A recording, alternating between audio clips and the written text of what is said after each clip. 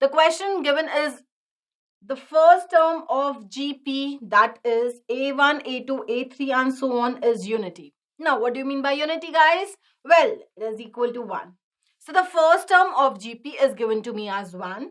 Further, they have asked the value of 4A2 plus 5A3 will be minimum when what is the common ratio value? That means I have to find the common ratio R value such that 4A2 plus 5A3 is minimum.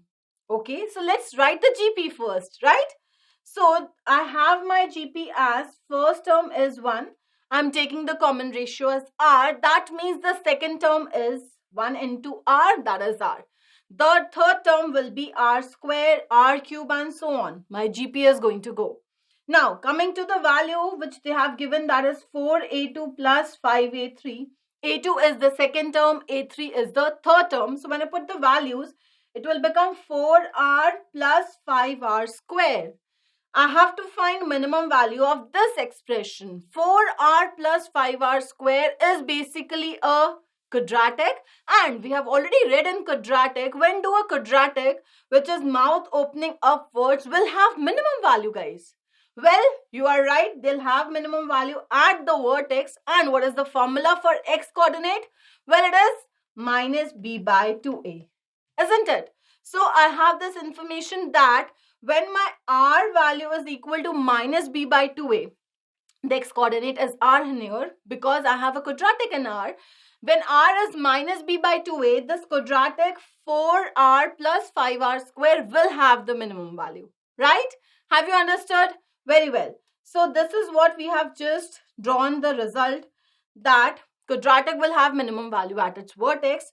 That means for quadratic 5r square plus 4r, we know that a value is actually 5 and b value is 4. We can say that this will have minimum at my r value is equal to minus of b by 2a and 2 into 5 basically, and this comes out as minus 2 by 5. When I see the options, I know that D will be the right answer. Have you understood? Very well. Well, the question says that if Sn, that is my sum to n terms of the sequence 1 by 1 into 3 plus 1 by 3 into 5 plus 1 by 5 into 7 and so on is given, then they have asked what is the value of S infinity. Options are also given to me. Okay, to find this S infinity, first I have to find Sn, right? And to get Sn, what do I have to find first? Well, you are right, we have to find Tn first. So coming to the sequence, if I see the first term, I have two terms in denominator, 1 and 3, right? Concentrating on the first term, I have 1. Similarly, in the second term, the first number is 3. In the third term, the first number is 5. So what is this 1, 3, 5, guys? Well, you are right, that is an AP. So I have terms in AP with me. 1, 3, 5 are all odd numbers, and for that, what is the general term? Quickly, what is that? Well, it is 2n minus 1, right? All the odd numbers are presented by this. So I can say that Tn will have my first number as 2n minus 1. Further, what about the second? Well, if we go again to the first term, in 1, what am I adding? 2. So this is going to become 3. Similarly, in the second, 3 plus 2 will become 5. 5 plus 2 will become 7, isn't it? So therefore, 2n minus 1 plus 2 will become 2n plus 1. Wow. So we have just got our Tn, right? So Tn is basically 1 by 2n minus 1 and 2n plus 1. Now what? How do we find summation of these terms? In Tn, guys, what do we have?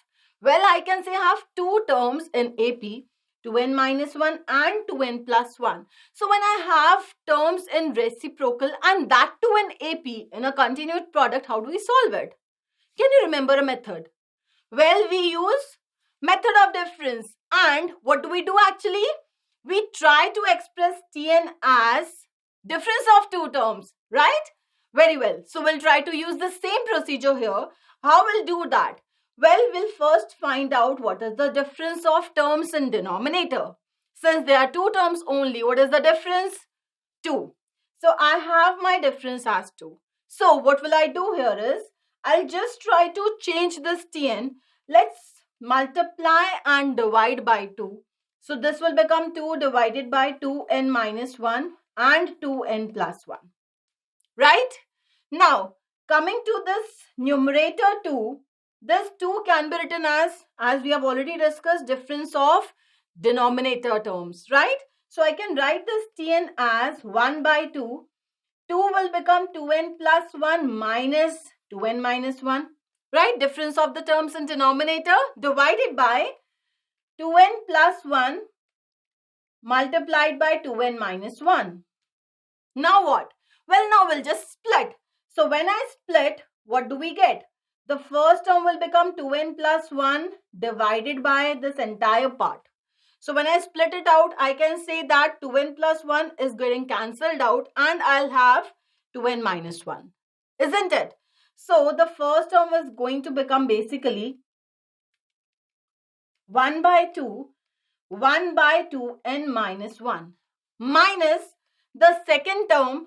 Again, in second term, when I try to split this out, 2n minus 1 is going to get cancelled out. So I'll be left with 2n plus 1 in denominator, right? So this will become 1 by 2n plus 1. Now what we have done? Well, now we have expressed Tn as difference of two terms and magic is going to happen. Yes, when we write Sn, we know that terms are going to get cancelled out. That's correct. And I love this part. So I can say that Sn is basically summation of 1 by 2n minus 1 minus 1 by 2n plus 1. Right?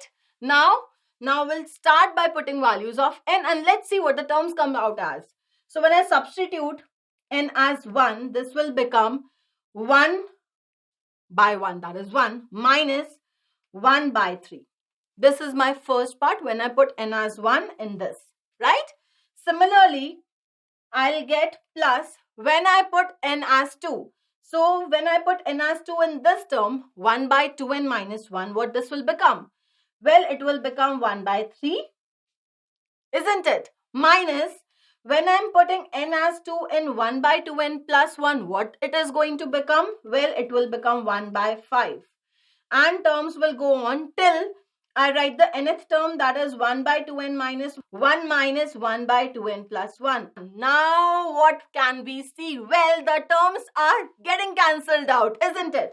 So we can say that all the middle terms, 1 by 3, 1 by 5, 1 by 7 are going to get cancelled out till 1 by 2n minus 1. And we are only left with two terms, that is 1, the first term, and the last term, that is 1 by 2n plus 1.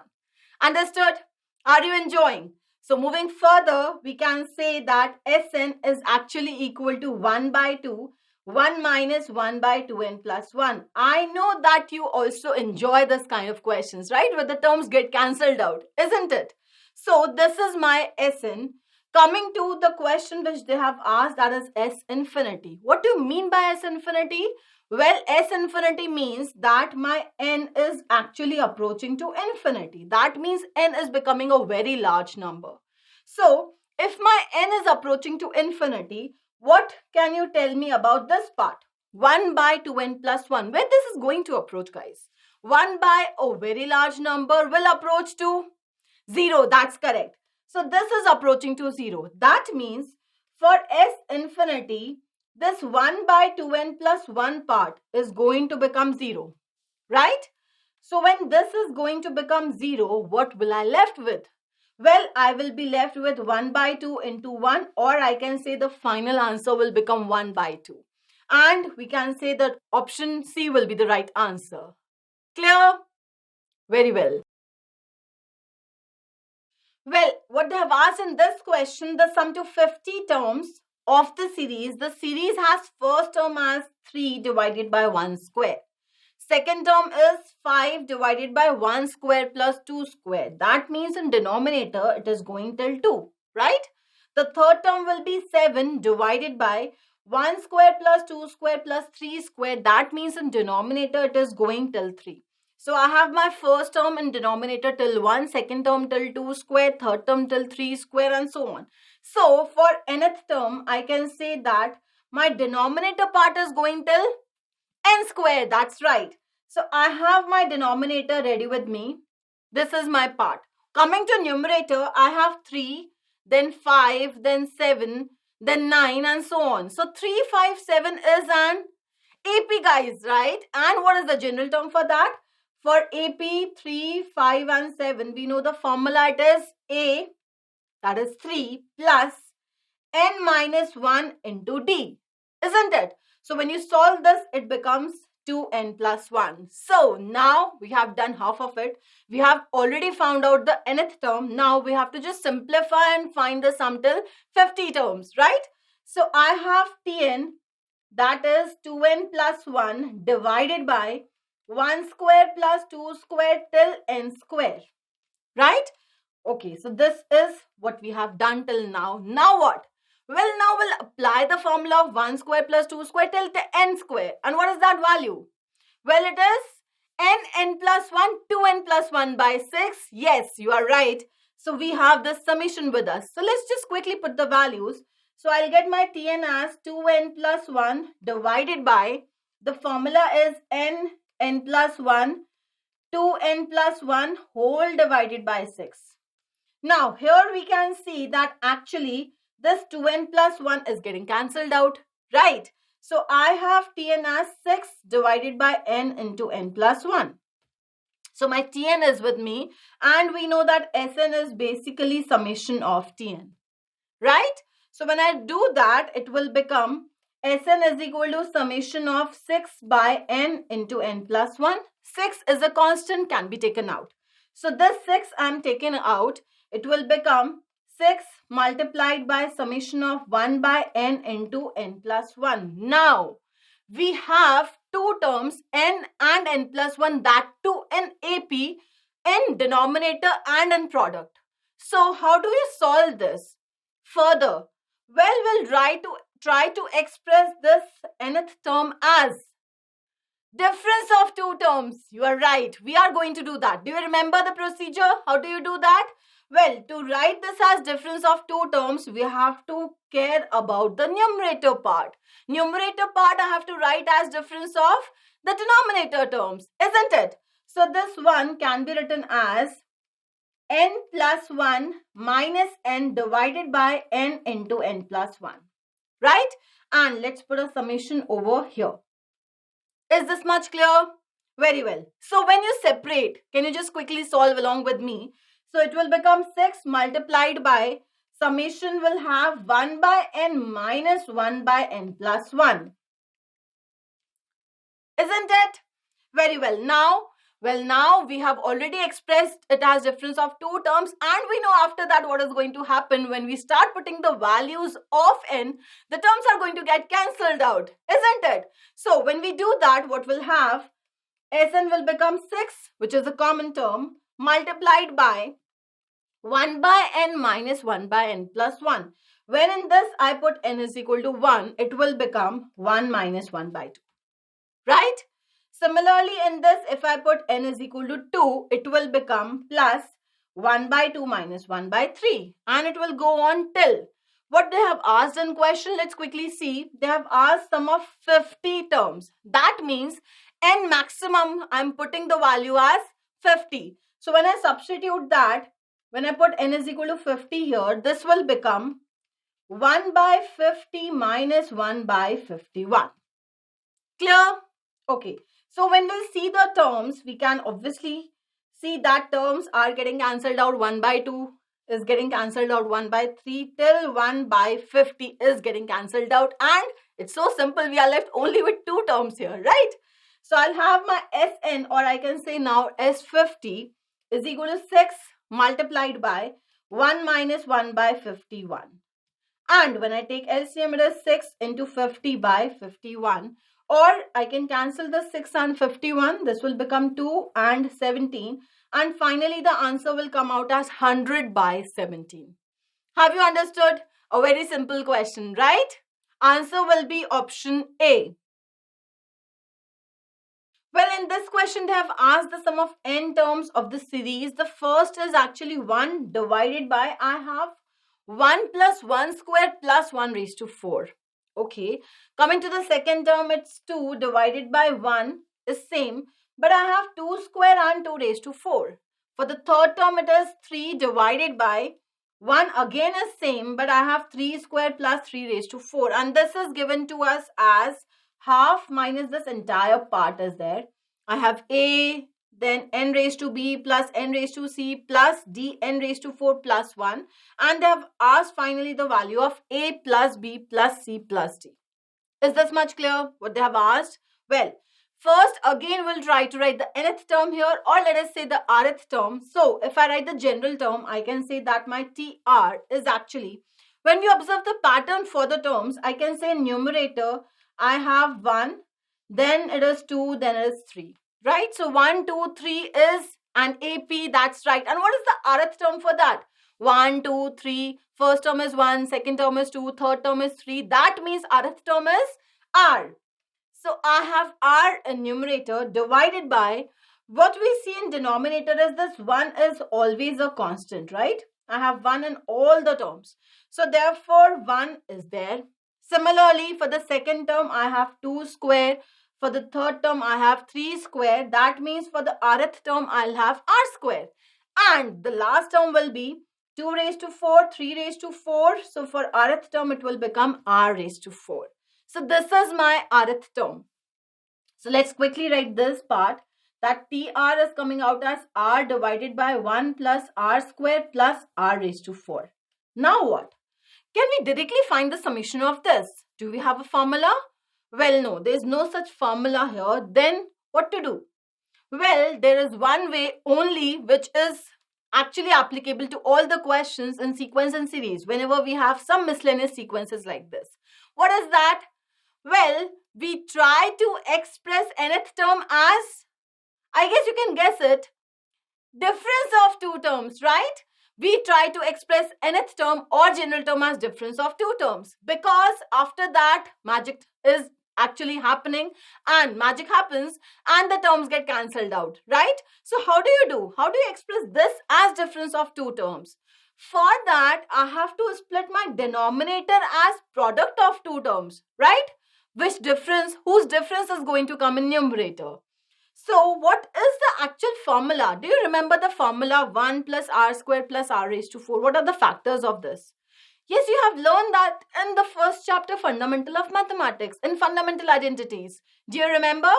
Well, that is 1 plus r square plus r raised to 4 has two factors. One factor is 1 plus r square, and what is the other factor? Well, it is 1 minus r plus r square. This is the formula. If you know it very well, this is what we have learned, right? And now we are going to factorize using this. If you don't remember it, from now on you'll do. So this is my TR. I'm writing R divided by product of the terms as 1 plus r square and 1 minus r plus r square, right? This is a new thing which we have learned. We have to factorize. Very well. Now what? Well, now I have got two terms in denominator and I'll try to express their difference in numerator. That is what we have learned, isn't it? So what is the difference of terms in denominator? So if I subtract, I can say the difference is 2r. And what we have got, by chance we have got the term as r in numerator. Wow. That means I have to just multiply by 2 and divide by 2, right? So this is what we have done. We have just created difference of terms of denominator in the numerator. So this numerator part 2r. Now, what can I write this 2r as? Well, we have learned that it is difference of the terms in denominator. So I can say that my TR value is half multiplied by 2r can be written as 1 plus r square. That is my first term, minus the second is 1 minus r plus r square, right? The denominator terms I have written. Whole divided by, it will become 1 plus r square into 1 minus r plus r square. Have you understood till here? Very well.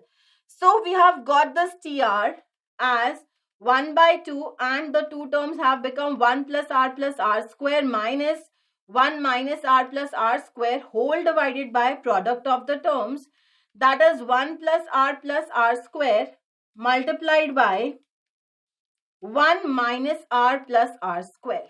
Till this we have seen. Now what? Well, now first split the terms out.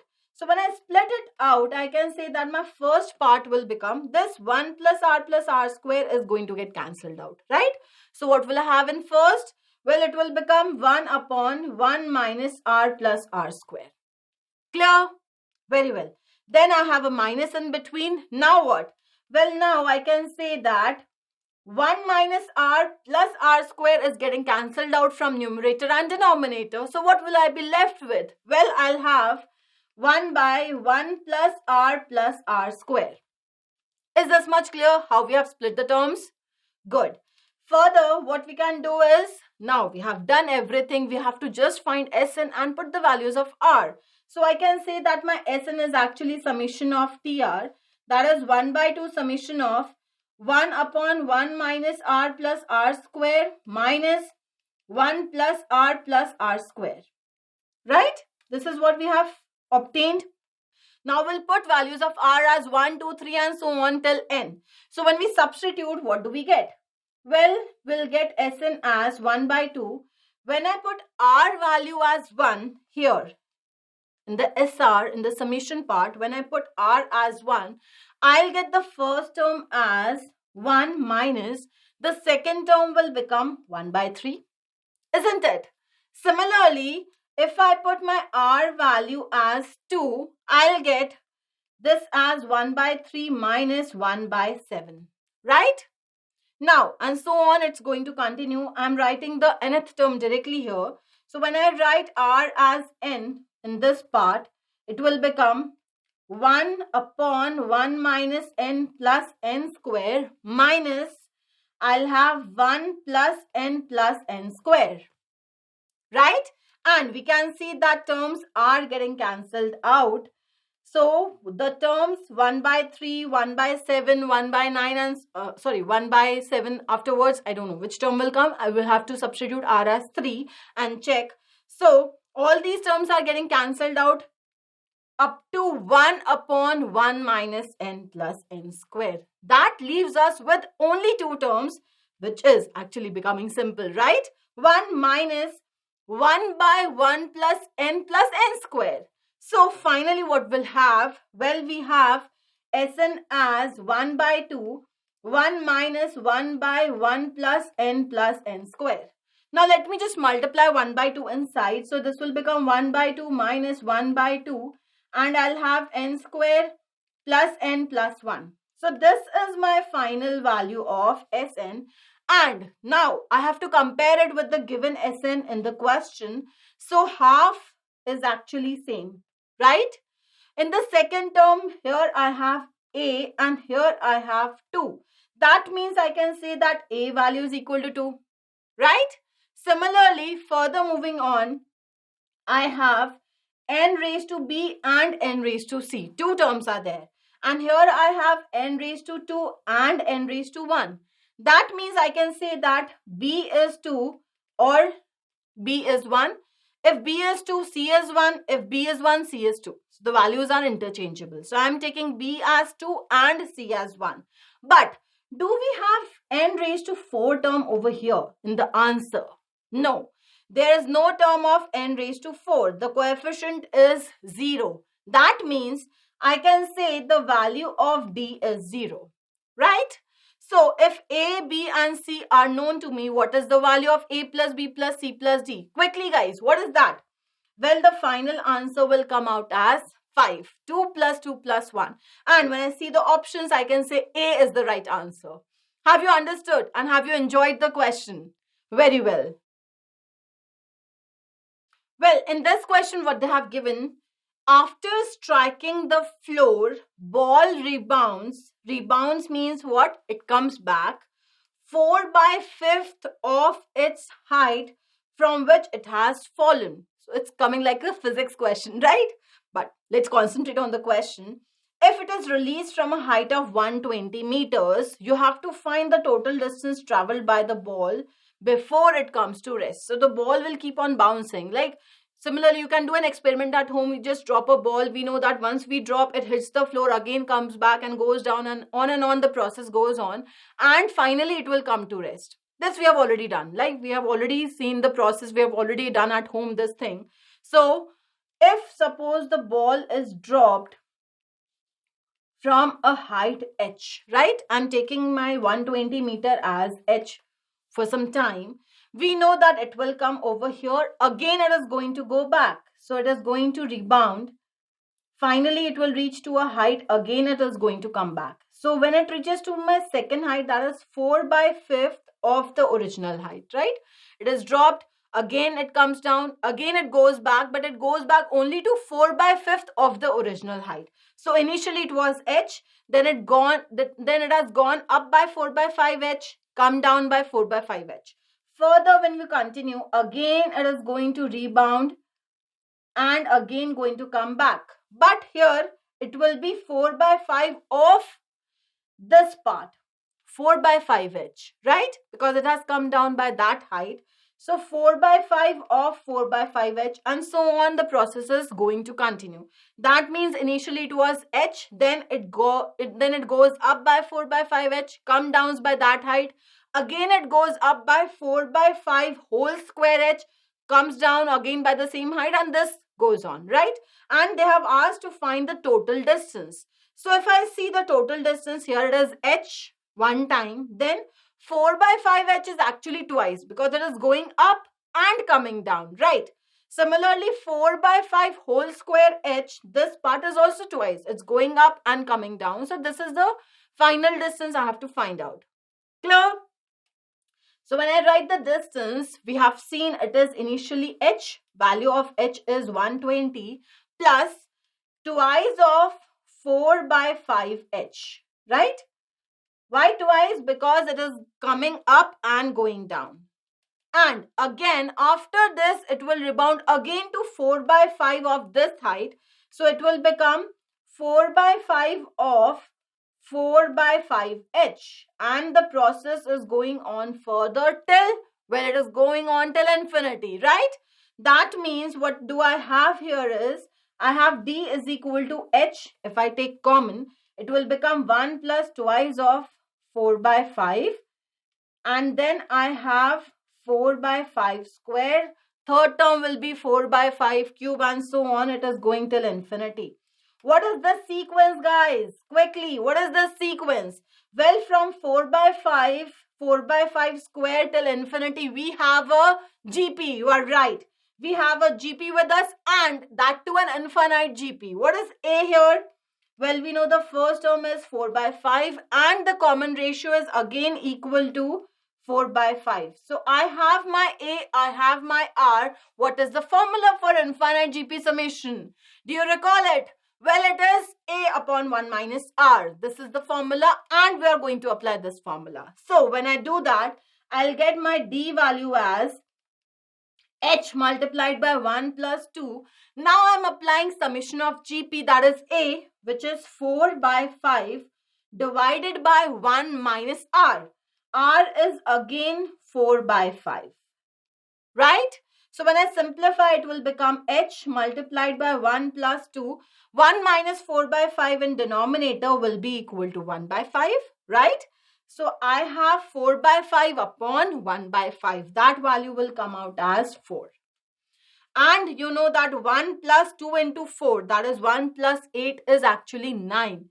So what I'll have? Well, I'll have my distance as 9 times of h. And what we have taken h as? Well, we have taken h as 120 meters. So when I substitute that value, it will become 9 multiplied by 120. And quickly you know that this value is equal to 1080 meters. This is the total distance the ball is going to travel before it comes to rest. Interesting question, right? We can relate it to daily activities, isn't it? Very well. We can see the option C will be the right answer.